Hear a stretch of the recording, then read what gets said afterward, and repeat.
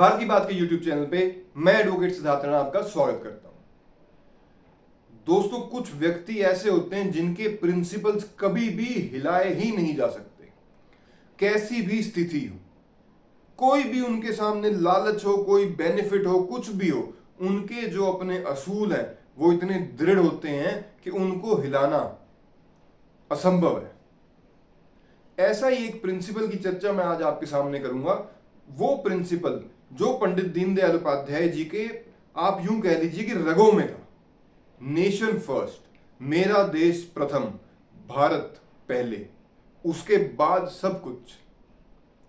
ये उनका समय समय पर इतने वाक्य हैं जब उन्होंने इस जो अपने प्रिंसिपल को, इस असूल को सामने रखा कि इसके चलते वो कुछ भी कुर्बान करने को तैयार थे कि मेरे भारत को किसी प्रकार की कोई हानि, कोई चोट, कोई नुकसान नहीं होना चाहिए। कोई ऐसा, उनके द्वारा भी कोई ऐसी हरकत ना हो जाए जिससे कि आने वाले सदी में भी भारत को कोई नुकसान झेलना पड़े। ऐसे ऐसे प्रिंसिपल्स। एक छोटा सा वाक्य मैं इतिहास की गहराई से आपके लिए निकाल के लाया हूं साथियों। पंडित दीनदयाल उपाध्याय जी हमेशा संगठन में रहे, और आप जैसा हम सभी को पता, मैंने पहले वीडियोस में बताया है कि उन्होंने कभी भी जो ये पोस्ट है, ये पद है, ये लेने से वो हमेशा इनकार ही करा है। जब भी उन्हें कुछ दिया गया, जबरदस्ती दिया गया, वो सेवा के, उनका सिर्फ एक ही विचार था कि मैं सेवा के लिए बना हूं, मैं लेने के लिए नहीं, देने के लिए बना हूं देश को। इसी के चलते वो जिंदगी में सिर्फ एक ही बार जनसंघ के प्रेसिडेंट रहे, वो भी उन्हें जबरदस्ती बनाया गया। वैसे ही वो साथियों, ये बहुत कम लोगों को पता होगा कि पंडित जी ने चुनाव भी लड़ा था। जी हां, अपनी जिंदगी में एकमात्र चुनाव लड़ा था। 1963 में पंडित दीनदयाल उपाध्याय जी ने जौनपुर, उत्तर प्रदेश से चुनाव लड़ा था।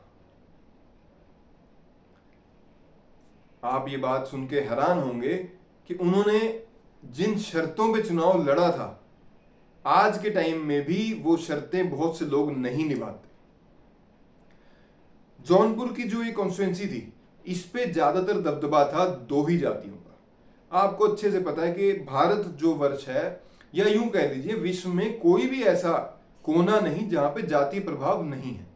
चाहे वो अंग्रेज हैं, चाहे मुसलमान हैं, चाहे किसी भी धर्म को मानने वाले लोग हैं, कहीं ना कहीं आपको जातीय समीकरण या जातीय प्रभाव इलेक्ट्रोल राजनीति पे देखने को मिलेगा ही।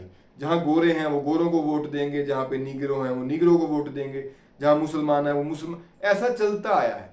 ये कह लीजिए एक सामाजिक नहीं होना चाहिए, लेकिन है। आप कितना मर्जी इससे नकारें, इसे अस्वीकारें, लेकिन ये जमीनी सच्चाई है। कहीं ना कहीं ये जीवित है अभी भी, और ये अच्छी बात नहीं है। ऐसा नहीं होना चाहिए। मेरिट के आधार पर चुनाव होने चाहिए। तो दोस्तों, जब पंडित जी की बात आई चुनाव लड़ने की, तो वहां पे मुख्य तौर से दो ही जातियों का दबदबा था, एक ब्राह्मण समाज का और दूसरा था राजपूत समाज का। तो पंडित जी आते थे, ब्राह्मण समाज थे, और जो दूसरे कैंडिडेट पंडित जी के अगेंस्ट जो खड़े हुए थे वो आते थे राजपूत समाज से। तो हर एक कैंडिडेट जो होता है उसकी विचारधारा पंडित जी जैसी मजबूत नहीं होती।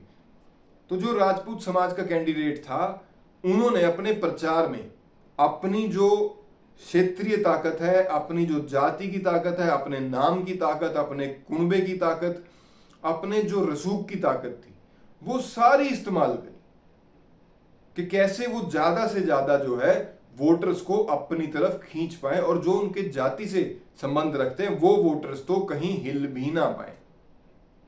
और दूसरी तरफ हमारे साधारण से पंडित जी, जब बात आई पंडित जी की, तो पंडित जी को जनसंघ के बहुत से लोगों ने यह सलाह दी कि आप ब्राह्मण हैं, अगर आप अपना ब्राह्मण कार्ड खेलते हैं तो ये चुनाव दूसरे कैंडिडेट के लिए जीतना बहुत मुश्किल हो जाएगा, क्योंकि आपकी जो एक छवि है वो बहुत अच्छी बनी हुई है।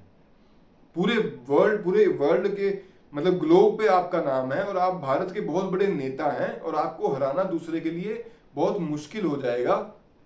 अगर आप अपना ब्राह्मण कार्ड खेल लें तो सोने पे सुहागा जैसी बात हो जाएगी।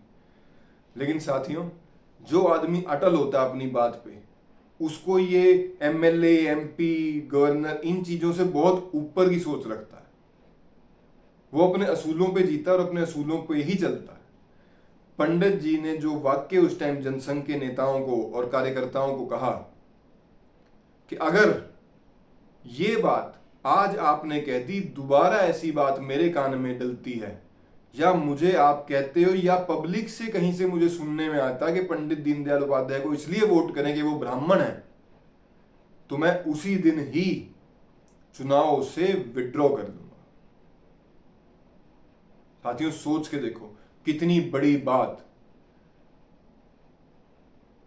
कि जातीय कार्ड खेल के चुनाव नहीं जीतना, हारना मंजूर है, लेकिन कोई ऐसा सेट मैं नहीं करना चाहता कि जिस चीज को मैं मानता नहीं, जिस चीज को मैं मिटाना चाहता हूं इस देश के कोने कोने से, ये जाति समीकरण के ऊपर जो राजनीति चल रही है इसको मैं खत्म करना चाहता हूं। और अगर आप मुझे कहेंगे कि जातीय समीकरण पे चल के आप चुनाव जीतें, तो ऐसे चुनावों को मैं लड़ना ही नहीं चाहता, मैं विड्रॉ कर दूंगा।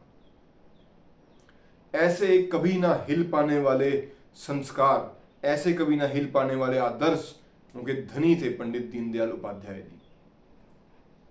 तो आज के अंक में इतना ही। आपको वीडियो कैसा लगा कमेंट बॉक्स में जरूर बताइएगा। जो मेरे साथी मेरे भाई नए हैं, आपसे अनुरोध है कि चैनल को सब्सक्राइब करें, शेयर करें, कमेंट करें, लाइक करें। आपका बहुत बहुत धन्यवाद। भारत माता की जय। वंदे मातरम।